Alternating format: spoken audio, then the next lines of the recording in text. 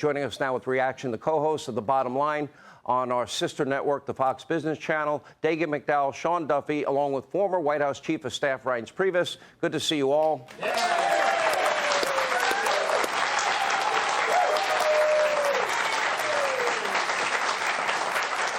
I want to start with the questions from the kids, because I want to know, how did he forget the castles in Ireland? I don't know. I thought that Joe Biden, though, had a little pep in his step today. He looked like he was feeling very saucy. It was take your child to work day, so he was finally among his intellectual peers. That was not a note card, Sean. That was a flash card. 3-year-olds use them very often, and Joe obviously is getting rehooked on phonics so he can maybe function. Did you just make this up, or did you write this out ahead of time? As a speaking individual. But I do look forward to 2024, where we will have a commander-in-chief who doesn't need to be handled, who doesn't need to be managed, who doesn't need to be carted around on a hand truck, and who doesn't need to wear aviators all the time to avoid appearing utterly confused just by daylight. That might have been the greatest monologue ever given on the show. Great job. Sean, how did he forget Ireland? How did he forget the castles? How did he possibly forget his favorite movie of all time? You know, the Aviator one. Right, exactly. You know, Maverick, Top Gun. How do you forget that? Listen, we all know he's losing his mind, right? He can't remember. He was just in Ireland. He can't remember he was in Ireland. But you've talked about, he doesn't remember his own granddaughter, which you mentioned as being cruel, and I couldn't agree more. But just earlier this week, he was talking about there's no such thing as someone else's child. He said, our nation's children are all of our children.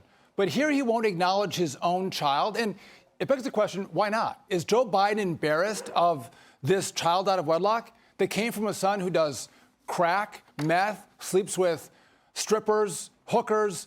And by the way, his son actually slept with his dead brother's widow. I mean, that's how horrible this family is. Well, but the you're one really thing going where no one else ever got wet. The one thing that will embarrass him is a child out of wedlock. You mentioned, invite her to the egg roll at the White House. It is an amazing experience for a 4-year-old little child named Maisie. 4-year-old innocent young girl. How do you treat a girl like that? How do you ignore her like that? It's worse. The damage. Why? They're in court trying to prevent this child from taking the Biden name.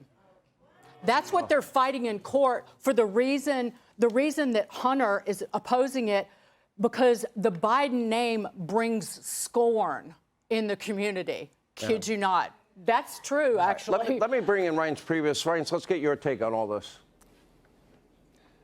Well, I was thinking about this press secretary issue, and one of two things happened. Either the press secretary pre-screened the questions or suggested them ahead of time, or all the reporters sent in their questions, and those questions were chosen based on whether the press secretary or Joe Biden liked the questions, and they went for it. But my experience was the total opposite. It wasn't whether President Trump was going to take the questions. It was that he kept going and going and going and never stopped taking the questions.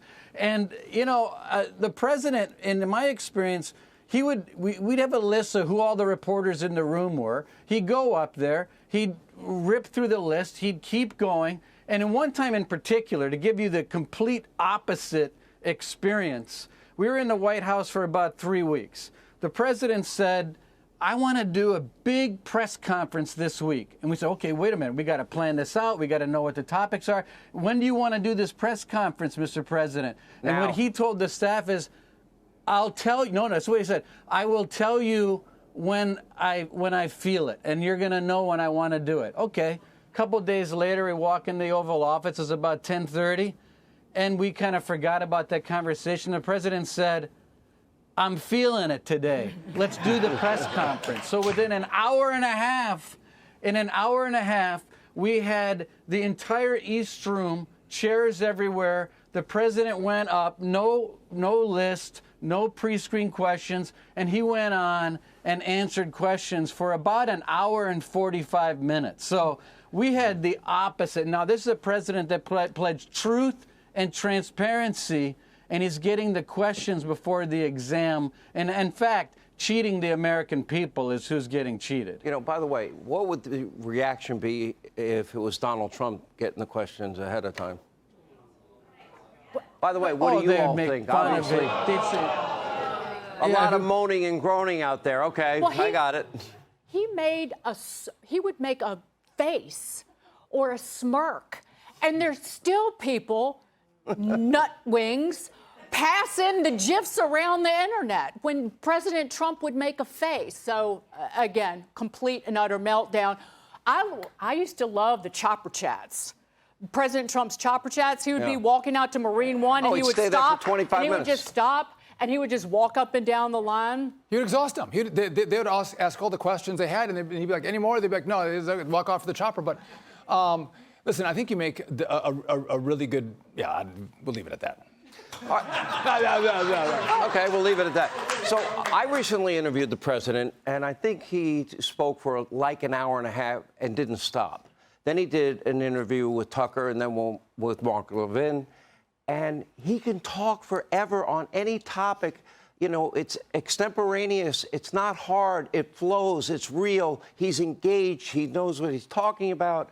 It's the opposite of this. My question is, does America know the danger of having a president that compromised? Those who don't watch Fox News don't know how dangerous this is. I mean, he thinks he looks like Tom Cruise in those sunglasses, right? That's what he thinks. It doesn't de-age him. He's 80 years old. He doesn't remember the movie Maverick. I don't know how he thinks about Top Gun. But I think if you watch ABC, NBC, CBS, to your point, they don't understand that this is not normal, that Joe Biden's not with it, that he has a whole press team that has to protect Joe Biden from those who want to ask him questions. He's going to run this campaign out of the basement, no doubt. The American people do know what it's like because working men and women have not gotten a raise in 2 years. Their wages are shrinking, and our standard of living is in decline. I'm going to interrupt you for this reason. Are you telling me that the Republican candidate, if it's Donald Trump, can win Pennsylvania, Wisconsin, Michigan, Arizona, Georgia, and North Carolina? If he stays on message, he can. Reince?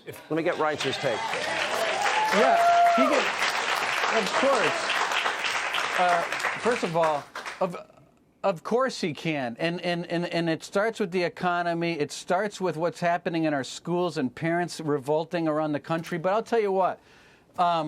The Democrats don't care about their candidates. They are not candidate crazy. They put Joe Biden in the basement. We got Fetterman in Pennsylvania. The Democrats are focused on process. They're focused on early vote, absentee ballot vote, boring stuff like mechanics on the ground.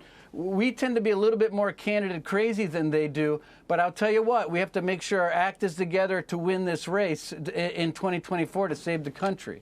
Yeah. Did you want to answer? Look, I'm worried about the country. I'm worried on the economy.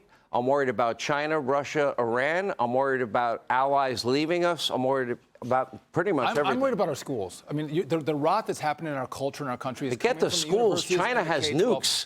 Yeah, but working men and women, 2/3 of this country are living paycheck to paycheck. They're suffering. But you can't defend your country if you don't have good kids who are well educated that can be the new innovators and business leaders. And we're not cultivating. But that's a 12-year project. That's not going to get people out of poverty. And I'm not being critical. I'm just saying we got to move now. I'll fight Sean on this because that is a state You're going to fight Sean on this? Sean and Sean. No, this Sean. Which Sean? Duff. Okay. I want to know which Sean you're fighting. Education is a state and local issue. Yeah. When the president, the Republican candidate runs, it has to be focused on what will be in the commander-in-chief's control. All right. Let me ask Reince a question. Democrats, they don't kiss babies. They don't do town halls. They don't do press avails. They don't do selfies. They run negative ads. They hide, and they ballot harvest. The Republican Party needs to do all of that. Why are they not doing it?